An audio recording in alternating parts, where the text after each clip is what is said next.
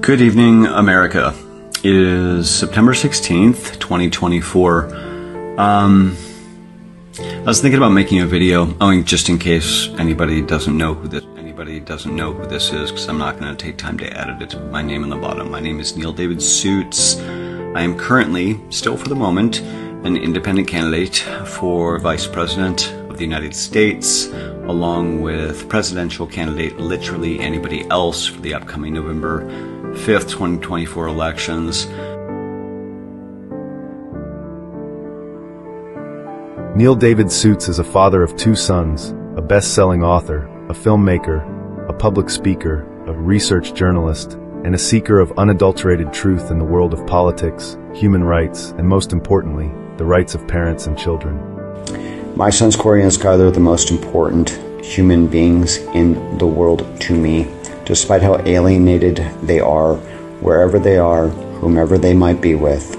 This is for my sons, this is for my family, and this is for all the families and all the people that have been wrongly accused and defamed and had their families destroyed.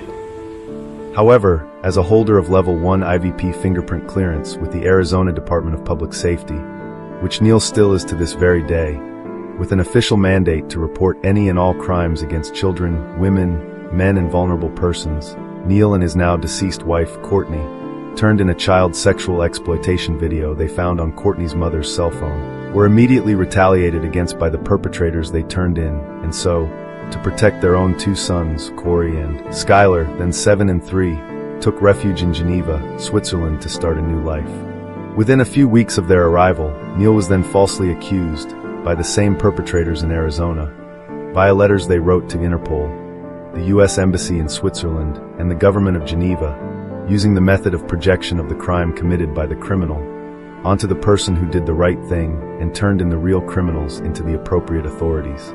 Neal was also defamed by the same perpetrators as being a pedophile. He was also defamed in the aforementioned letters as having kidnapped his now late wife, Courtney, and their two sons, Corey and Skylar, with the intent to murder all three of them in Switzerland. Courtney had, in reality and in truth, already returned to Arizona due to severe Stockholm Syndrome 10 months after their arrival in Geneva, and ended up dying under horrific circumstances in Mesa, Arizona, a few years later.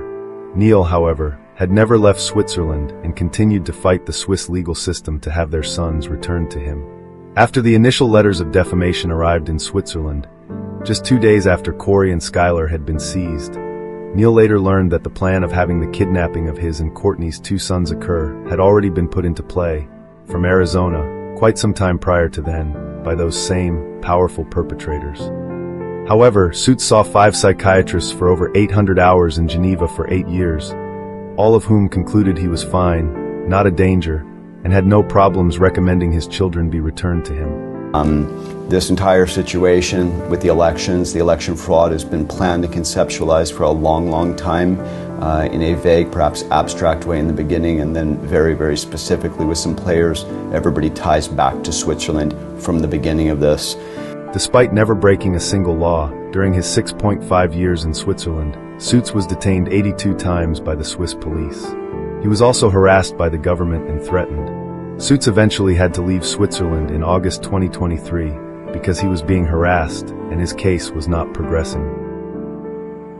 What you see there is a screenshot of what used to be a TikTok video that I had put online with a highly edited screenshot of the child pornography video that my late wife and I turned in to the Arizona authorities of Robert Grant Bradford, coincidentally, the man that tried to assassinate with his friends Sheriff Joe Arpaio in 2002, that was back in 2002, molesting our nephew, Austin.